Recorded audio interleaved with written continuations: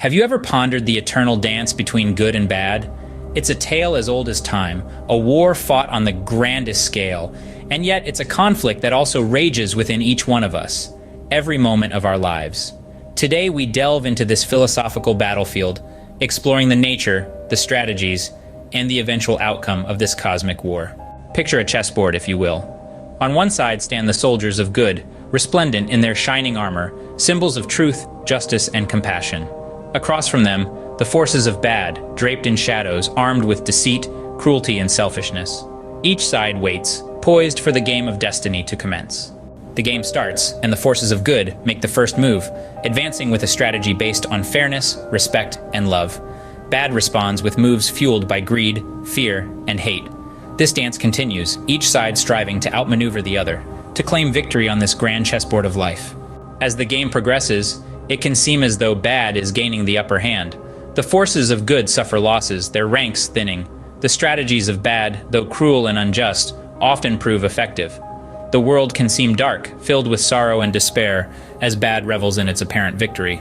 But remember, the game isn't over yet. Good may seem down, but it's far from out. For within every loss, good finds a lesson, a new strategy to employ, a way to rise from the ashes.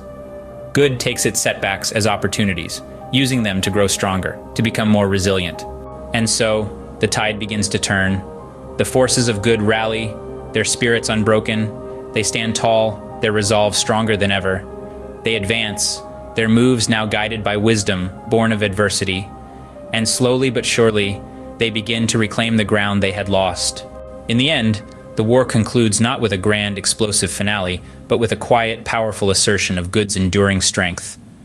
The forces of bad are not obliterated, they are subdued, their strategies exposed, and their power diminished. So, who wins this war between good and bad? It's not as simple as declaring one side the victor. This war, this cosmic dance, is a part of the fabric of existence. It's a cycle, a balance. Good may triumph in the end, but bad will always exist, always ready to challenge and test the forces of good. But perhaps the most important victory lies not on the grand chessboard of life, but within each of us. Every time we choose compassion over cruelty, truth over deceit, love over hate, we strike a blow for the side of good. Every time we rise from our setbacks, stronger and wiser, we carry the banner of good a little further.